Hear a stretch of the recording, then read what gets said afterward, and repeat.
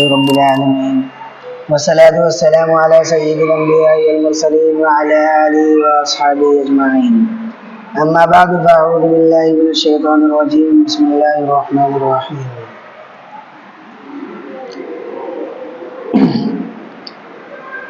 إنا أنزلناه في ليلة القدر وما أدراك ما ليلة القدر.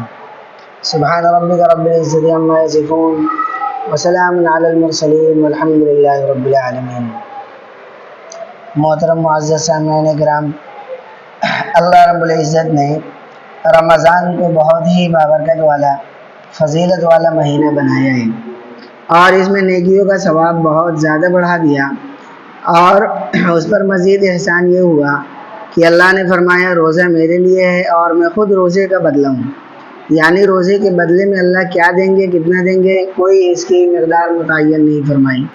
جیسے اللہ تعالیٰ نے فرما دیا کہ ایک فرض کا ثواب بڑھ کر 70 فرض کے برابر ہو جاتا ہے، ایک نفل کا ثواب بڑھ کر فرض کے برابر ہو جاتا ہے، لیکن روزے کے بارے میں کوئی مقدار متعین نہیں فرمائی. اسی طرح سے لیلۃ القدر کے بارے میں فرمایا لیلۃ القدر خیر من الف شہر، 1000 مہینوں سے بہتر ہے. کتنا بہتر ہے اللہ نے نہیں بتلایا اور نہ اللہ کے محبوب پیغمبر نے بتلایا کہ کتنا بہتر ہے. بہرحال اس میں جو عبادت کر لے گا اس کو 1000 مہینے سے بہتر جتنا زیادہ ہو سکے گا اللہ اس کو ثواب دیں گے. لیکن چونکہ رمضان کے آخر عشرے میں اللہ کے رسول صلی اللہ علیہ وسلم آپ نے پورے مہینے کا بھی اعتکاف فرمایا، 20 دن کا بھی اعتکاف فرمایا اور 10 دن کا بھی اعتکاف فرمایا. کہ حدیث میں آتا ہے کہ اعتکاف میں بیٹھنے والا آدمی ایسے ہے، یعنی ایسا ہے جیسے گناہوں سے پاک ہو چکا ہو. گناہوں سے پاک و صاف دنیا کے اندر وہی انسان ہے جو ماں کے پیٹ سے پیدا ہوا، جس نے ابھی دنیا میں کوئی چیز نہیں دیکھی، جو نہ بول سکتا ہے نہ کوئی گناہ کر سکتا ہے. وہ ایک بچہ ہی ہوتا ہے عام طور سے. اللہ اس کے گناہوں کو دھل دیتے ہیں. کس کے؟ جو اعتکاف میں بیٹھتا ہے اللہ اس کے گناہوں کو دھل دیتے ہیں، اس پر کوئی گناہ باقی نہیں رہتا. کیوں؟ اول تو پہلے عشرے میں رحمت تھی، دوسرے میں مغفرت ملی. جب آخری عشرہ آیا پہلے حصے میں باہر کے کام کاج کرتا رہا، چلتا پھرتا رہا، بیوی بچوں میں رہا، یار دوستوں میں رہا، دوسرے عشرے میں بھی باہر تھا. لیکن جب تیسرا عشرہ آیا سب کچھ چھوڑ کے خدا کے گھر پر آ کر ڈیڑھا ڈال کے بیٹھ گیا. جب آدمی کہیں پر ڈیڑھا ڈال کے بیٹھ جاتا ہے اور کہتا ہے کہ اب میں یہاں سے نہیں اٹھوں گا، اللہ بیٹھا ہوں تیرے دروازے پر، جب تک تو مجھ سے راضی نہیں ہوتا میں یہاں سے نہیں جاؤں گا. دنیا میں بھی ایک فقیر کسی کے دروازے پر ایک بار جائے، دوسری بار جائے، تیسری دفعہ جائے، 2-4 دفعہ جائے، اگلے آدمی کو لحاظ آتا ہے کہ کچھ جیب سے نکال کر دے دے، اور وہ فقیر ٹھکانہ لگا کر بیٹھ جائے اور کہے کہ دروازے پہ بیٹھا ہوں کچھ لوں گا تبھی جاؤں گا. آدمی کہتا ہے چلو یار اس کی بات پوری کرو، جو کچھ مانگتا ہے دے دو. جب بندہ سب کچھ چھوڑ کر رب کے دروازے پر بیٹھ جائے اور کہے کہ اللہ دیکھ لیجیے تیرے دروازے پر آ کر بیٹھ گیا ہوں، آپ کو راضی کرنا چاہتا ہوں، آپ کو منانا چاہتا ہوں، جب تک آپ راضی نہیں ہوتے اس وقت تک میں نہیں جاؤں گا، میں یہاں سے ہٹنے کے لیے تیار نہیں ہوں. تو اللہ کی شان کریمی جوش میں آتی ہے. فرشتوں اگر یہ اس طریقے سے آ کر بیٹھ گئے، اللہ تعالیٰ حکم دیتے ہیں فرشتوں کو کہ دیکھو اگر یہ اس طرح سے آ کر بیٹھ گیا ہے تو اب میں بھی اس سے راضی ہوتا ہوں، میں بھی اس کے گناہوں کو معاف کرتا ہوں، اس کو جنت میں بھیجنے کا فیصلہ کرتا ہوں، میں اس کی تمام خطاؤں پر درگزر کرتا ہوں. اب جو اعتکاف میں بیٹھ گئے اس کے لیے فائدہ کیا ہے؟ ایک تو مسجد میں بیٹھنے کی وجہ سے نگاہ محفوظ رہے گی، مسجد میں بیٹھنے کی وجہ سے کان محفوظ رہیں گے، زبان کی حفاظت ہوگی، نیکی کی طرف توفیق زیادہ ہوگی. مسجد میں مسلسل رہنا یہ ایک مستقل عبادت ہوگی. اعتکاف میں رہنا مستقل عبادت ہے. رات کو سو جائے تب بھی اس کی عبادت ہے. روزہ ہو دن کو تو دن کی بھی عبادت، رات کی عبادت، یہ رات دن کی عبادات کا مجموعہ ہے. کیا ہے؟ اعتکاف. پھر تاک راتوں میں بالخصوص جاگنا، یہ ساری سعادت صرف معتکف آدمی کو حاصل ہو سکتی ہے، عام آدمی کو حاصل نہیں ہوتی. حضور صلی اللہ علیہ وسلم نے فرمایا اعتکاف والے آدمی کو ان نیکیوں کو خدا کی طرف سے اجر ملتا ہے، یعنی ان نیکیوں کا خدا اجر عطا فرماتے ہیں جو باہر والے کرتے ہیں، اعتکاف والے نہیں کر سکتے.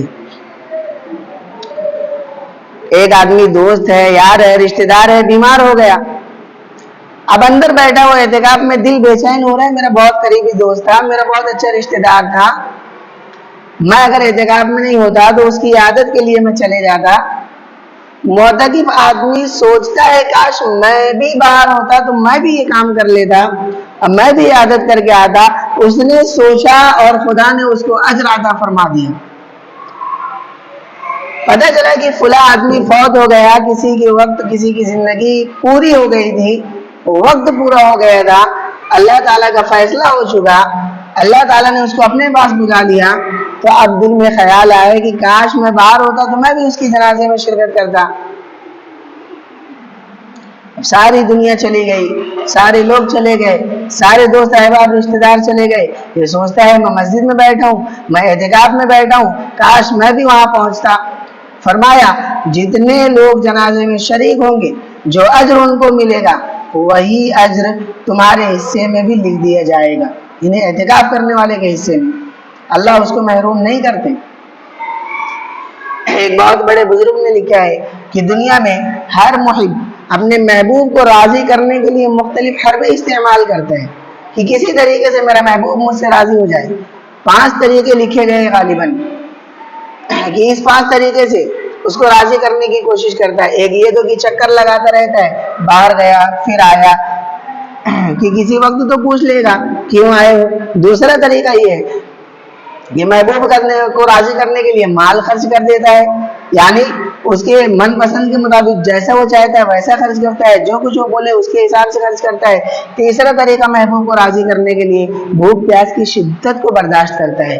چوتھا طریقہ یہ ہے کہ محبوب کا قرب حاصل کرنے کے لیے ڈیرا ڈال کر اس کے دروازے پر بیٹھ جائے کہ اس وقت تک نہیں اٹھتا جب تک وہ راضی نہیں ہوتا.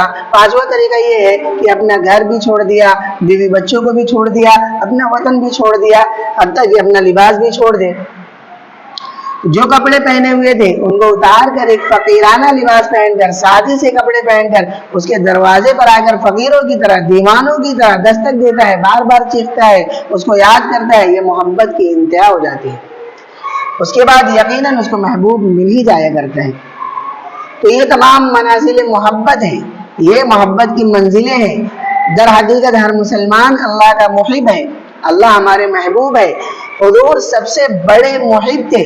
محبوب وہ ہوتا ہے جس کی محبت میں محب یعنی محبت کرنے والا بھوک پیاس برداشت کرے، تکلیف برداشت کرے، دھکے کھائے، پریشان ہو. طائف میں آپ نے پتھر کھائے، دندان مبارک شہید ہوئے، خاندان اللہ کے راستے میں قربان کرائے. سگے چچا حضرت حمزہ رضی اللہ عنہ کے 13 ٹکڑے کرائے. چھوٹی چھوٹی بچیاں لے کر شعب ابی طالب کی قید میں کئی سال تک رہے. یہ ساری پریشانیاں اللہ کے پیغمبر نے اپنے رب کو راضی کرنے کے لیے یعنی اپنے محبوب کو راضی کرنے کے لیے برداشت کی. یہ ساری محبت کی منزلیں طے کی. 5 منزلیں کون کون سی ہیں سن لیجیے. سب سے پہلی منزل آدمی اپنے محبوب کے پاس آ جائے اور اس کے منزل نماز کہتے ہیں، منزل صلاۃ کہتے ہیں، جس کو ہم روزانہ پڑھتے ہیں. دن میں 5 مرتبہ ہم اللہ کے در پر جاتے ہیں آتے ہیں کہ چلو کسی وقت ہماری دعا قبول ہو جائے گی. دوسری منزل محبوب کو راضی کرنے کے لیے کہ مال پیش کریں. منزل کا نام ہے زکوٰۃ. انسان رمضان میں زکوٰۃ بھی دیتا ہے، فطرانہ بھی دیتا ہے، شام کو افطاریہ بھی کرواتا ہے، مہمان نوازی بھی کرتا ہے، کہ دوست آئے اس کا اکرام بھی کرتے ہیں. یہ ساری کی ساری باتیں دوسری منزل ہے جس کا نام کیا ہے زکوٰۃ. یہ ساری منزلیں ہمارے آقا نے بدرجہ کمال ادا کیا ہے. میں نے اور آپ نے 5 نمازیں پڑھی ہے، لیکن ہمارے پیغمبر صلی اللہ علیہ وسلم نے تہجد کا اہتمام کیا ہے، چاشت بھی پڑھی ہے، اوابین بھی پڑھی ہے، اشراق بھی پڑھی ہے، تحیۃ المسجد بھی پڑھی ہے، تحیۃ الوضو بھی پڑھی ہے، کپڑے پہن کر نماز پڑھی ہے، اور علاقے فتح کر کے پڑھی ہے، جب بھی مصیبت کا وقت آیا صبر حاصل کرنے کے لیے نماز پڑھی ہے، نعمت ملی شکر ادا کرنے کے لیے نماز پڑھی ہے۔ میں نے اور آپ نے کم عبادت کی ہے، نبی صلی اللہ علیہ وسلم نے سب سے زیادہ عبادت کی ہے۔ دوسری منزل زکوٰۃ ہے، جو کچھ پیغمبر کے پاس آتا وہ شام کا سورج غروب ہونے سے پہلے سب کچھ خیرات کر دیا کرتے تھے۔ یہ منزل محبت پیغمبر نے بدرجہ کمال ادا کی ہے۔ تیسری منزل روزہ ہے، بھوک پیاس کو شدت کو برداشت کرنا۔ آپ اور ہم نے تو سال میں 1 مرتبہ روزہ رکھنا، لیکن میرے پیغمبر پیر کے دن روزہ رکھتے تھے، جمعۃ المبارک کا روزہ رکھتے تھے، کبھی ایام 20 کے 3 روزہ رکھتے تھے۔ حضور نے 9 ذی الحجہ کا روزہ رکھا ہے، شوال کے 6 روزے رکھے ہیں، اور 9 10 یا 10 11 محرم الحرام کے روزے رکھے ہیں۔ شعبان کے مہینے میں تواتر سے روزے رکھتے تھے، افطار کرنے کی بھی نوبت نہ آتی تھی۔ چوتھی منزل یہ ہے کہ انسان اپنی بیوی بچوں کو، آدمی کو چھوڑ کر محبوب کے دروازے پر آ کر بیٹھ جائے۔ بیوی گھر پر ہے، آپ یہاں مسجد میں ہیں، بچے وہاں ہیں، آپ یہاں ہیں، دکان وہاں ہے، آپ یہاں اللہ کے گھر میں پڑے ہیں، اور زبان سے کہتا ہے کہ میں یہاں آیا ہوں نہیں اٹھ کے جاؤں گا۔ اللہ جب تک آپ راضی نہیں ہوتے میں آپ کو منانے آیا ہوں۔ نوافل پڑھتا ہے، تہجد پڑھتا ہے، چاشت پڑھتا ہے، اوابین پڑھتا ہے، اور مجبوری اگر ہے کوئی کپڑے لا کر نہیں دے سکتا تو وہ اسی لباس میں پڑا رہتا ہے، یہاں مسجد میں بیٹھا ہے، نہانے کی اگر ضرورت محسوس ہوئی اس پر غسل واجب نہیں ہوا تو یہاں بیٹھا ہے، نہانے کے لیے باہر نہیں گیا، ڈیرا ڈال کر بیٹھ گیا ہے۔ اللہ کریم تجھ کو راضی کرنا چاہتا ہوں۔ اس منزل کو نبی صلی اللہ علیہ وسلم نے بدرجہ کمال ادا کیا۔ مجھے اور آپ کو حکم کیا کہ سال میں 1 مرتبہ رمضان المبارک کے آخر عشرے میں آپ 10 دن کا اعتکاف بھی کرتے تھے، اور ہمارے کو 10 دن کا حکم دیا۔ میرے نبی نے پورے مہینے کا بھی اعتکاف کیا، 20 دن کا بھی اعتکاف کیا، 10 دن کا بھی اعتکاف کیا۔ اور 5ویں محبت جو ہے وہ ہے کہ بیوی بچوں کو بھی چھوڑ دے، گھر بار کو بھی چھوڑ دے، وطن کو بھی چھوڑ دے، وہ حج ہے۔ اللہ جس کو توفیق دیتے ہیں وہ اس محبت میں ڈوبتا ہے۔ وہ اب وہاں جا کر کیا کر رہا ہے؟ دیوانوں کی طرح ارد گرد چکر لگا رہا ہے۔ جا اللہ کہہ رہے تم اس کو بوسہ دو تو وہ پتھر کو بوسہ دے رہا ہے، کہہ رہے کہ تم یہاں سے وہاں دوڑو تو دیوانوں کی طرح دوڑ رہا ہے۔ اور چونکہ رمضان المبارک ایک ایسا مہینہ ہے جس مہینے میں یہ تمام عبادات جمع ہو جاتی ہیں۔